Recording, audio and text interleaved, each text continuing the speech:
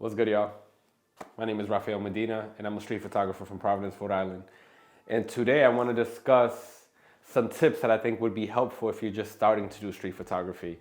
This is advice that I feel that would have been extremely helpful for me when I first started. And I'm sure I saw some of this along the way. I was just too caught up in my insecurities of I'm starting something new, I'm nervous, so I didn't get to it, but hoping this could, help you out a little bit. I'm gonna break this advice into two separate categories. So a gears category and then a skills category. I'm gonna start with gear just because it's a thing that most people gravitate to.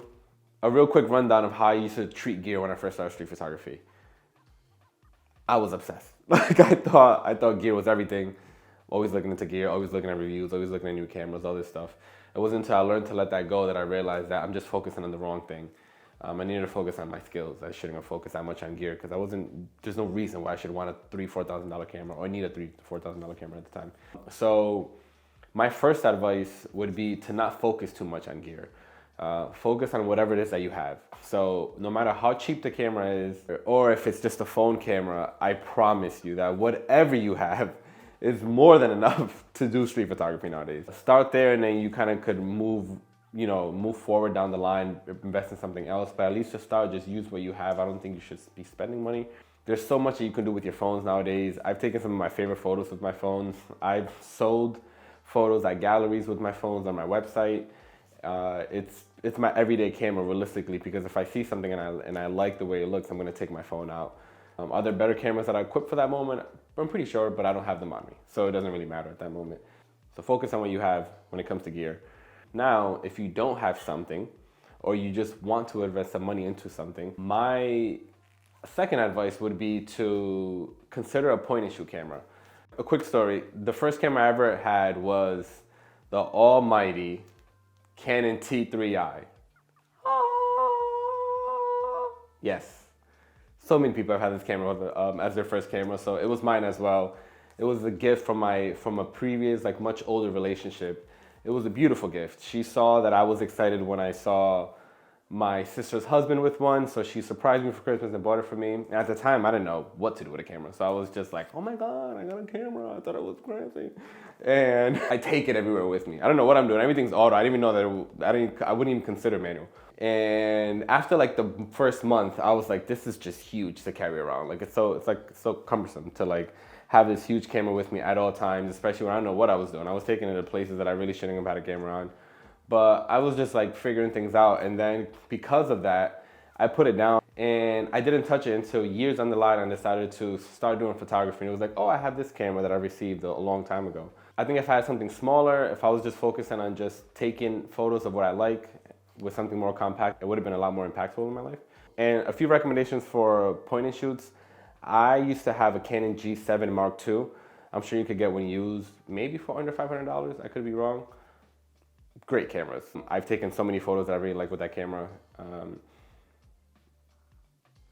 Yeah, it's a great camera. But if you need any other advice, feel free to reach out to me. I would love to help you out and look for a point and shoot that works out at your budget. Or just Google it. Just Google it. Just Google it.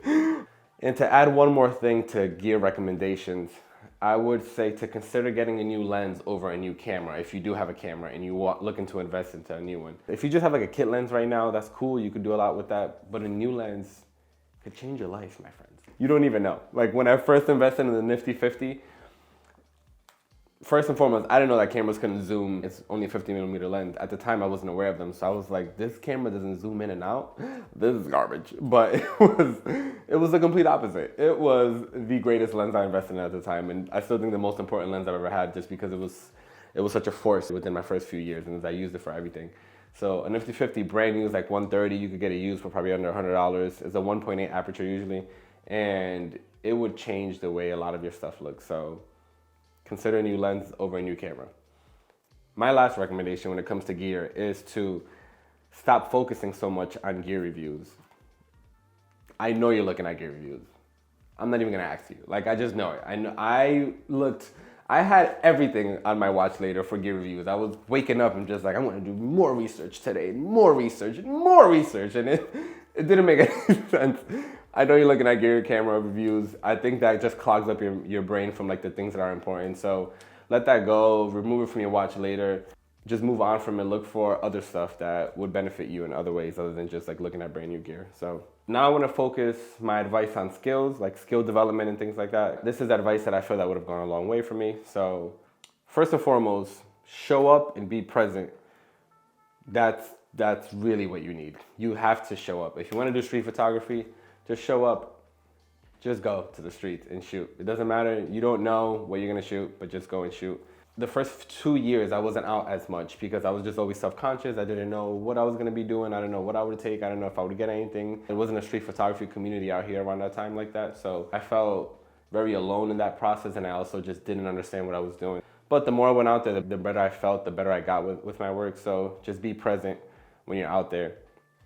Be curious when you're out there. Let curiosity kind of take a hold of you, and you just go out and just search for things that you find curious or you find interesting. Keep a positive attitude when you're going out there too. It could be a gloomy day, it could be a sunny day, it could be drizzling, but if you're willing to go out there, you just don't know what you're gonna come across. You know, keep that positive mentality and just know your best shot's always in front of you, no matter what. Yes, so be present and just show up. The second thing that I would recommend when it comes to developing your skills is to allow yourself to experiment, especially in these early stages.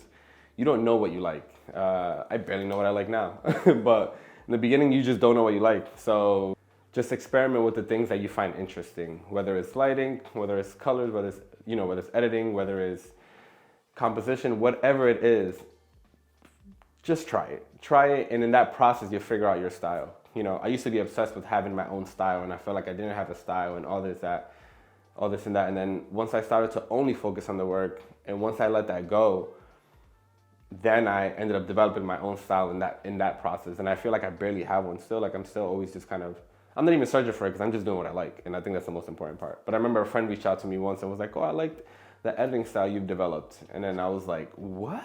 I was like, I've developed an editing style? And I thought it was very kind of him. Shout out to Ray. I thought it was kind of him to reach out to me, but he didn't know at that moment how impactful that was to me because it was something that I was struggling with for a while. So one more thing about experimenting that I want you to understand is that it's all temporary. So whatever you like right now is going to be very different down the line. Don't get too attached to an idea, a concept. Like it's all fleeting moments. Just enjoy while you have it. Don't box yourself in something, especially at these early stages. To allow yourself to explore more, and just know that things will continue to change, and that's okay. You know, it's just the way life is. Allow yourself to change as you go. That's like the beauty of art, I think. So another thing that I would recommend when it comes to developing your skills is to curb your expectation when it comes to your good photos that you're looking out to get. Because if you don't, I think that you could put a damper on the skills that you might be developing because you're too focused on the things that you're not getting right. Street photography is failing over and over again. Like you're gonna go out there and fail like a lot. I mean, I fail a lot today, but I failed so much back then. Like it was just like, what am I doing? Like I don't even know if this even makes any sense. Who should do street photography in Providence? Who do I think I am? Like, so it's failing and failing and failing. And I think the quicker you understand that, the more easy you are on yourself when you go out there and you fail. Make sure you go out there, you have proper expectations that you're gonna fail a lot, but it's a process, it's a journey that's important. And I think you'll be able to like treat it a lot better, or approach it a lot better, I guess. And I think that's pretty much it. I don't want to overdo it on this video. I want to kind of just give you guys a little taste of what I think would be helpful for you. Well, actually, one last advice. If you're like probably, especially in a city that's not like a huge city, I think going out when it's busy is also important to give you, you know, a little bit more action in your shots and kind of allow you to do things a little bit differently. So I always tell people to make a list of all the events that you could find in your city for the next like month or two. And then you could just actually make time to go out and shoot during these events, like when the whole city's like out there and enjoying themselves. Connect with people if you're cool with things like that. If you shoot an event or you shoot somebody and you find their IG like a business or something, tag them. You know, that's only gonna get you more eyes on your work and stuff. So I hope that helped out a little bit. I know it was a little bit all over the place, so it's cool though. We're just getting started. Leave any comments down below if you have any questions, concerns, or any advice. But besides that, I appreciate the view, my friends, and I will talk to you later. Peace.